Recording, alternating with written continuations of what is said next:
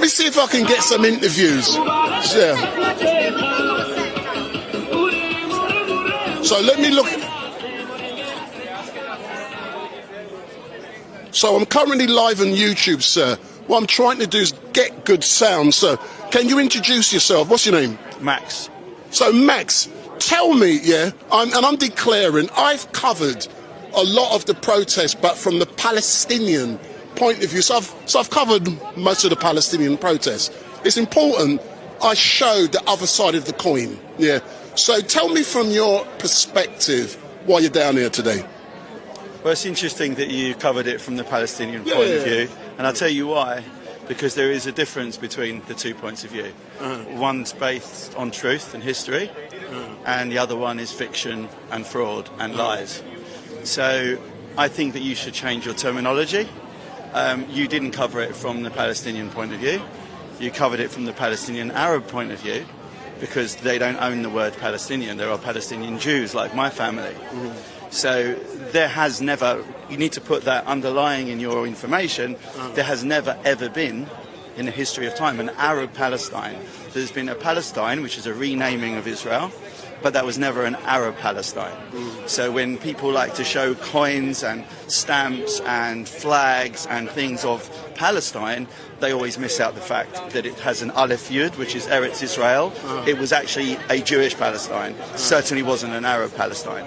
So on that basis, you are not really covering the Palestinian point of view. You may be covering the Palestinian Arab point of view, but actually none of them are actually Palestinian.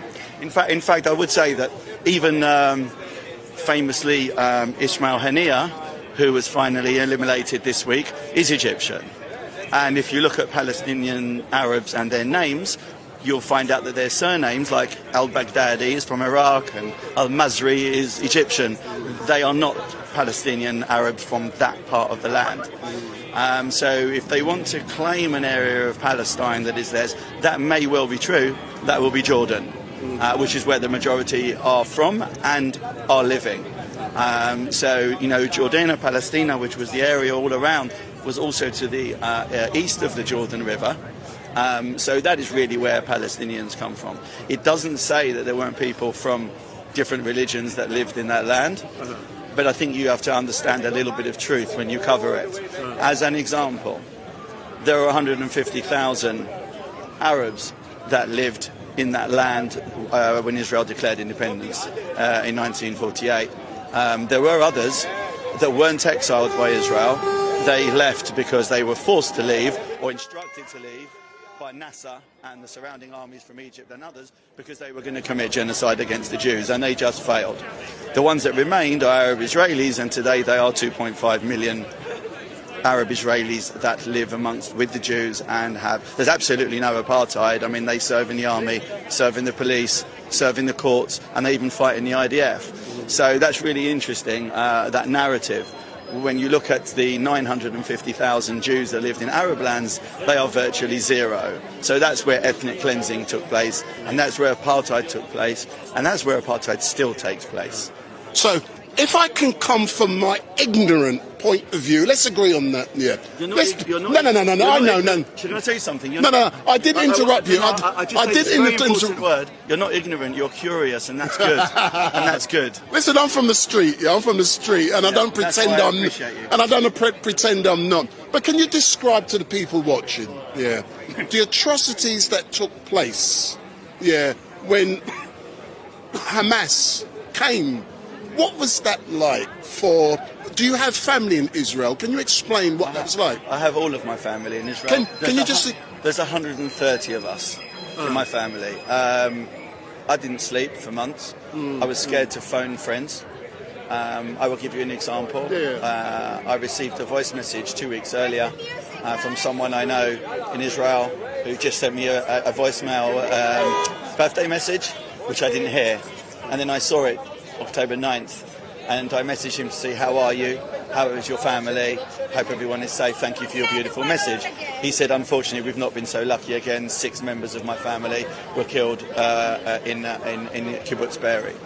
So I've got goosebumps now. One of my best friends out there was at the music festival and only got away because She took a right turn when she got a text message at the main road to say, don't go the normal way home, go right. A car behind her with her friends went left, they got killed. Like, to hear people across this world through social media essentially say that it never happened is beyond ludicrous.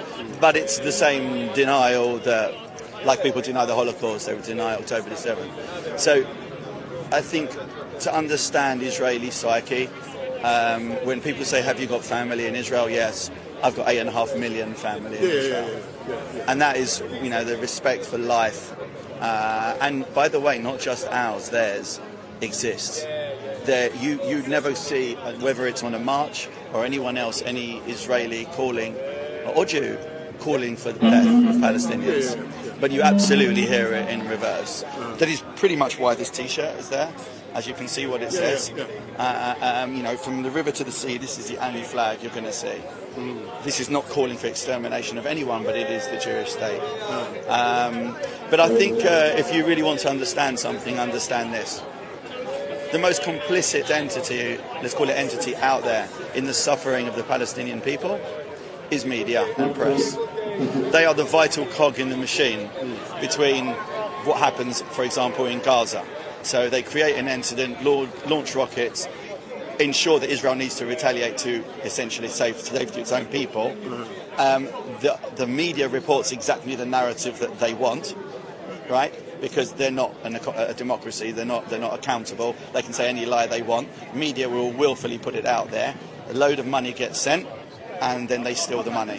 Whether to build tunnels, or whether to live in a 6-star Qatar hotel, that's what the re-up is. That's why every year you have it happening over and over again. So the vital cog in this machine is media and press. My final question to you, what is the end game? How does it end? Whose end game?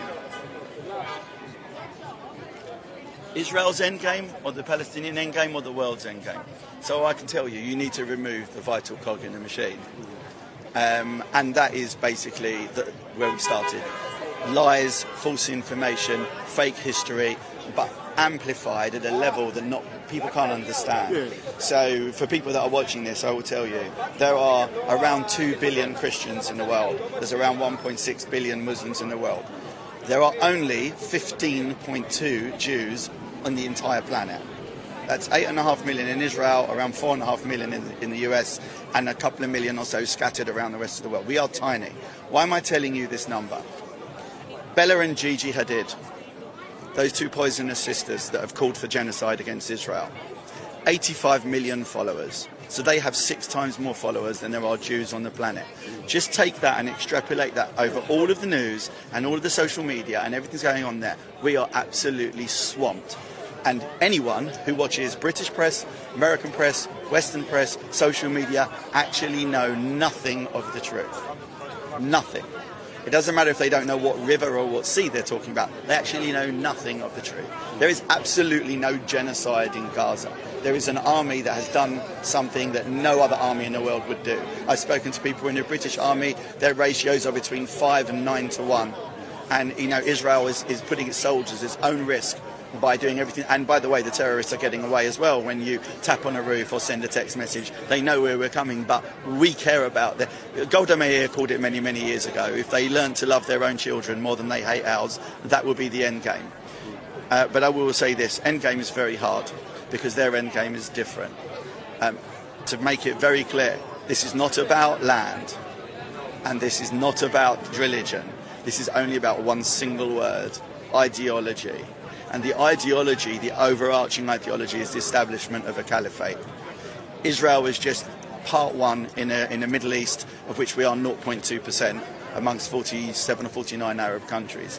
But that's only step one of the global caliphate.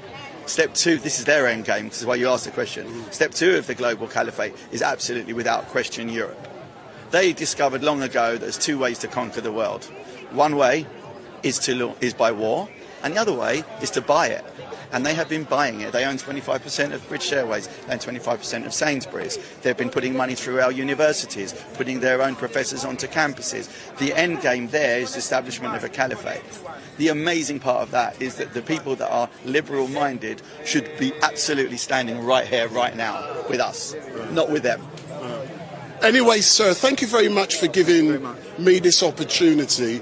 You know, I don't take sides, but it's important for people like me to come out and engage with everyone.